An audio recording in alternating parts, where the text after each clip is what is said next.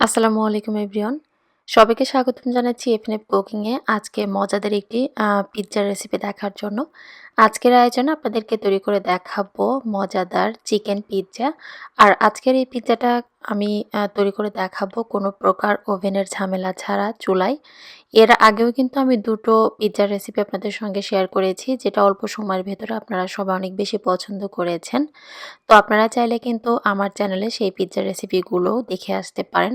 আর এখানে পিজ্জাটা একদম দোকানের মতো কিভাবে তুলতুলে নরম পারফেক্ট পিজ্জা আপনারা কম সময়ে ঝামেলা ছাড়া ঘরেই তৈরি করে নিতে পারবেন। প্রয়োজনীয় সমস্ত টিপস সহকারে কিন্তু এখানে আমি রেসিপিটি শেয়ার করেছি। তো ভিডিওটা না টেনে অবশ্যই প্রথম থেকে শেষ পর্যন্ত দেখবেন। একটা মিক্সিং বলে প্রথমে দিয়ে দিলাম এখানে 1/2 চা চামচ চিনি, তারপর দিয়ে দিচ্ছি এখানে স্বাদমতো কিছুটা লবণ। এরপর দিয়ে দিচ্ছি এখানে ইনস্ট্যান্ট অ্যাক্টিভ ইস্ট। আর এখানে কিন্তু ইনস্ট্যান্ট ইস্টটাই দিতে হবে। তো আপনাদের বোঝার সুবিধার্থে কিন্তু এখানে আমি প্যাকেটটাও দেখিয়ে দিলাম। আসলে ইনস্ট্যান্ট অ্যাক্টিভ ইস্টটা দিলে দেখা যাবে যে ডোটা খুব তাড়াতাড়ি ফুলে যায়। তো এরপর দিয়ে দিচ্ছি এখানে হালকা কুসুম গরম পানি। আর এখানে হালকা কুসুম গরম পানি কিন্তু দিতে হবে, এতে করে দেখা যাবে যে ইস্টটা খুব তাড়াতাড়ি অ্যাক্টিভ হয়ে যায়।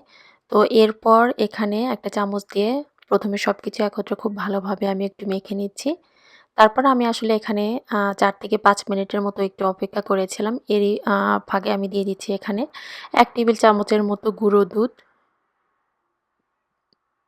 তো গুঁড়ো দুধটা দিয়ে দেওয়ার পর আবার সবকিছু একত্রে খুব ভালোভাবে একটু মিশিয়ে নিলাম। তারপর এখানে দিয়ে দিচ্ছি ১ কাপ পরিমাণে আটা। আপনি চাইলে এখানে আটার পরিবর্তে ময়দাও কিন্তু দিতে পারেন।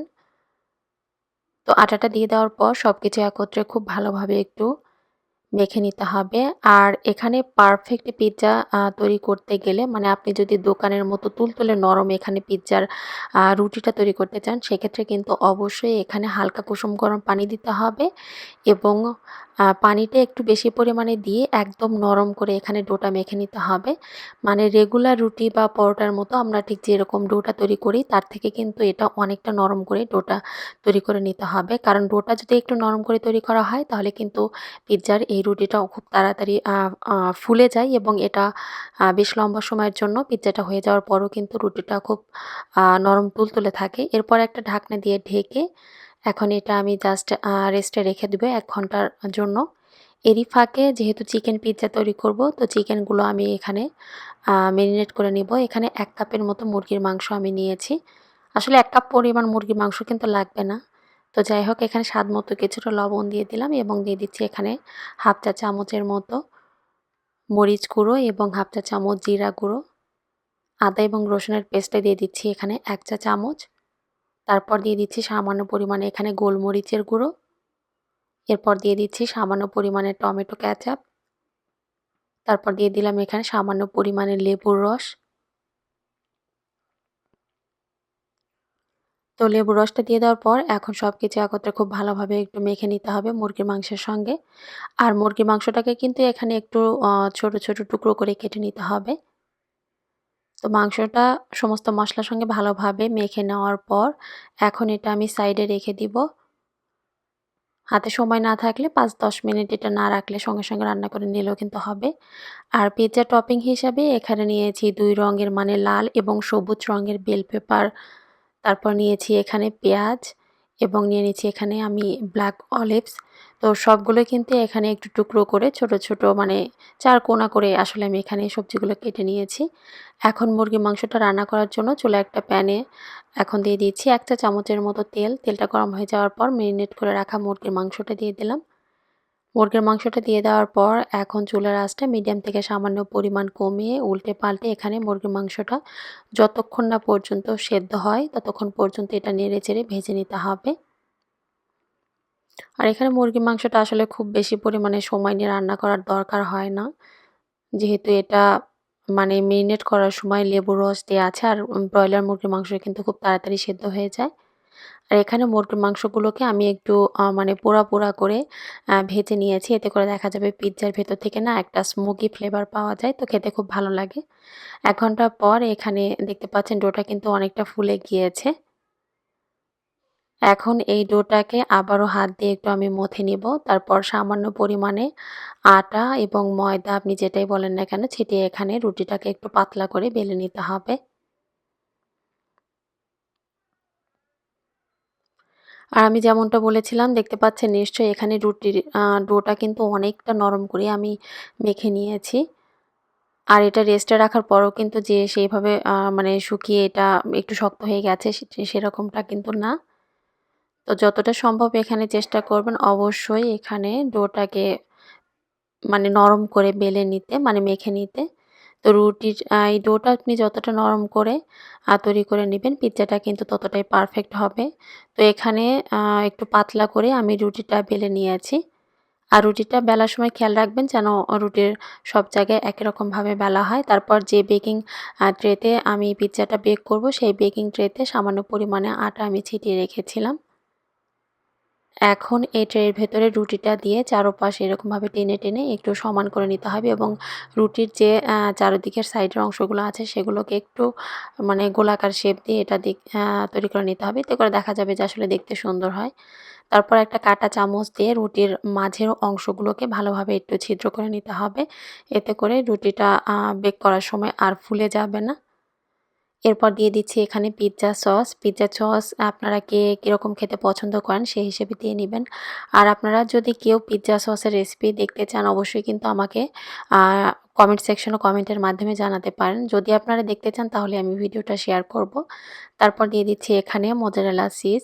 মোজারেলা চিজের পরিবর্তে আপনি চাইলে আপনার পছন্দ মতো অন্য কোনো ধরনের চিজও কিন্তু দিতে পারেন। তবে এই পিজ্জা তৈরিতে আমার কাছে মনে হয় মোজারেলা চিজটাই বেস্ট। মানে এটা খেতে আসলে বেশি ভালো লাগে। তো স্বাদমতো মোজারেলা চিজ দিয়ে দেওয়ার পর এখন দিয়ে দিচ্ছি এখানে সামান্য পরিমাণে অরিগানো। আর এই অরিগানোটা কিন্তু অবশ্যই বাদ দেওয়া যাবে না। অবশ্যই কিন্তু এখানে দিতে হবে। কারণ আপনি যদি দোকানের মতো পিজ্জা ঘরেই তৈরি করতে চান স্বাদ এবং ফ্লেভারের জন্য অবশ্যই এখানে অরিগানোটাই দিতে হবে। তারপর দিয়ে দিচ্ছি এখানে বেল পেপার। প্রথমে সবুজ রঙের বেল পেপার দিয়ে দেওয়ার পর এখন দিয়ে দিচ্ছি লাল রঙের বেল পেপার। তারপর দিয়ে দিব হচ্ছে এখানে পেঁয়াজ। পেঁয়াজটা দিয়ে দেওয়ার পর এখন দিয়ে দিচ্ছি এখানে ব্ল্যাক অলিভস।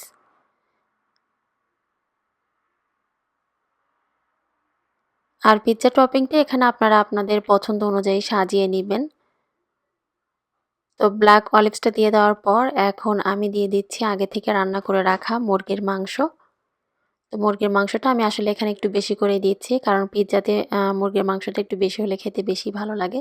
তারপর আবারও কিছুটা মোজারেলা চিজ এখন এই পিজ্জার টপিংয়ের উপরটা দিয়ে দিলাম। আর পিজ্জার যে সাইডের অংশগুলো আছে তো সেটা যেন খুব সুন্দর একটা মানে ওভেনে বেক করলে যেরকম কালার হয় তো সেই কালারটা নিয়ে আসার জন্য এখানে একটা ব্রাশের সাহায্যে সামান্য পরিমাণে পিজ্জা সস আমি লাগিয়ে নিলাম। তো এখন এই পিজ্জাটা বেক করার জন্য রেডি হয়ে গিয়েছে। আর চুলায় যেহেতু বেক করব, বেক করার জন্য এখানে এই ধরনের একটা সিলভারের হাঁড়ির ভেতরে একটা এই ধরনের আমি বেকিং স্ট্যান্ড বসিয়ে ঢাকনা দিয়ে ঢেকে এখানে ১০ মিনিটের মতো হাই হিটে জাল করে এটা আমি প্রিহিট করে নিয়েছিলাম। এরপর সাবধানতার সাথে এখানে পিজ্জার ট্রেটা আমি প্যানের ভেতরে বসিয়ে দিলাম। আর এটা কিন্তু একটু সাবধানে করতে হবে কারণ এই পর্যায়ে হাঁড়িটা কিন্তু অনেক বেশি গরম থাকে। এরপর ঢাকনা দিয়ে ঢেকে এটা চুলার আঁচটা মিডিয়াম থেকে সামান্য পরিমাণ কমিয়ে প্রায় ৪০ থেকে ৪৫ মিনিটের মতো এটা বেক করে নিতে হবে। তবে একেকটা চুলার তাপমাত্রা একেক রকম হওয়ার কারণে কিন্তু সময়টা কম বা বেশিও লাগতে পারে। তো যাই হোক। আর মাঝখানে একবার আমি ঢাকনাটা খুলে আপনাদেরকে দেখিয়ে দিচ্ছি। রুটিটাও কিন্তু বেশ খানিকটা ফুলে গিয়েছে এবং যে সসটা মানে চিজটা ছিল সেটাও কিন্তু এর ভেতরে মেল্ট হতে শুরু করেছে। তো পিজ্জাটা হয়ে যাওয়ার পর একটা টুথপিক দিয়ে এটা আমি একটু চেক করে দেখছি যে এর ভেতর পর্যন্ত ভালোভাবে কুক হয়েছে কিনা। যদি টুথপিকটা ক্লিন আসে তো বুঝতে হবে যে রুটিটা ভালোভাবে কুক হয়েছে। তো এরপর এখন এই ট্রেটা আমি আ প্যান থেকে বের করে নিয়ে এটা একটু ঠান্ডা করে নিয়েছি। তারপর একটা পিজ্জা কাটার দিয়ে এখানে পিজ্জাটাকে আমি কেটে নিচ্ছি এবং এর ভেতরটা কেমন হয়েছে মানে ভালোভাবে কুক হয়েছে কিনা রুটিটা তো সেটাও কিন্তু আপনাদের বোঝার সুবিধার্থে আমি দেখিয়ে দিব। তো চেষ্টা করেছি প্রয়োজনীয় সমস্ত টিপস সহকারে রেস্টুরেন্ট স্টাইলে চিকেন পিজ্জা ঘরে আপনাদেরকে তৈরি করে দেখানোর জন্য। তো আশা করছি আজকের রেসিপিটা আপনাদের কাছে ভালো লেগেছে। রেসিপি সম্পর্কে যদি আপনাদের কোনো প্রশ্ন থাকে অবশ্যই আমাকে কমেন্ট করে জানাতে পারেন। আমি রিপ্লাই দিতে ট্রাই করব। তো আপনাদের বোঝার সুবিধার্থে এখানে একটা রুটি আমি ভেঙে দেখাচ্ছি। মানে রুটিটা আপনাদেরকে একটু ছিঁড়ে দেখাচ্ছি। আর এই পদ্ধতিতে আসলে পিজ্জাটা ঘরে তৈরি করলে স্বাস্থ্যসম্মত উপায়ে ঘরেই আপনি তৈরি করতে পারবেন এবং সেক্ষেত্রে অবশ্যই কিন্তু A to Z টিপসটা আপনাদেরকে ফলো করতে হবে। কারণ ঘরে একদম দোকানের স্বাদে পারফেক্ট আপনি পিজ্জা খুব সহজে তৈরি করে নিতে পারেন। তো আশা করছি দেখে বুঝতে পারছেন রুটিটাও কিন্তু খুব ভালোভাবে সেদ্ধ হয়েছে। মানে কোথাও কিন্তু কাঁচা নেই এবং এই পিজ্জাটা কিন্তু অনেক বেশি নরম এবং তুলতুলে হয়েছে। বাচ্চা থেকে বড় সবাই কিন্তু এটা খেতে ভীষণই পছন্দ করে। তো সবাই ভালো থাকবেন। আমাদের সবার জন্য দোয়া করবেন। আল্লাহ হাফেজ।